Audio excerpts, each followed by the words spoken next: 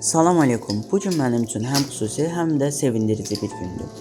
Bu sevincimi və xoşbəxtliyimi sizinlə bölüşmək istədim və kamera qarşısına keçdim. Hardasa 4 illik arzum olan diskus balığı bəsləmək, onlar haqqında təcrübə qazanmaq arzum Allahın izni ilə bu yaxınlarda həyata keçdi.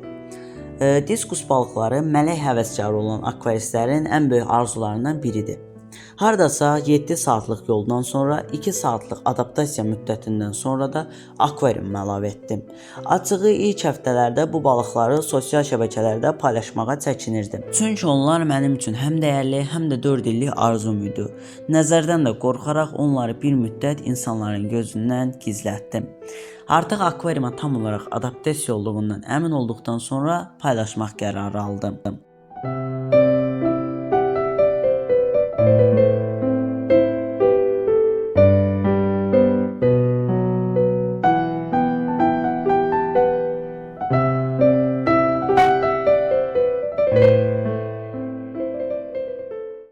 İlerleyen həftələrdə balıqlarımız akvariuma adaptasiya oldu. Həftənin 4-5 günü Artemia və Turbusnik ilə qidalanırlar. Bu isə onların böyüməkləri üçün əsas faktordur.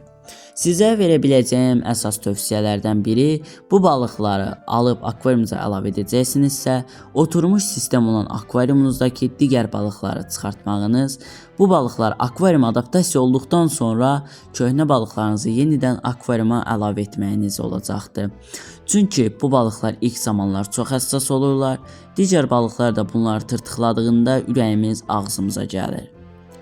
Və bir digər tövsiyəm də olacaq ki, bitkilərlə tam olaraq uyğunlaşa bilən və mələk dostları ilə eyni su mühitindən gələn bu balıqları bitkiyə həsrət buraxmayın. Düzdür, burada mən bir çox akvaristin dediyi məlumatın tam əksini deyirəm.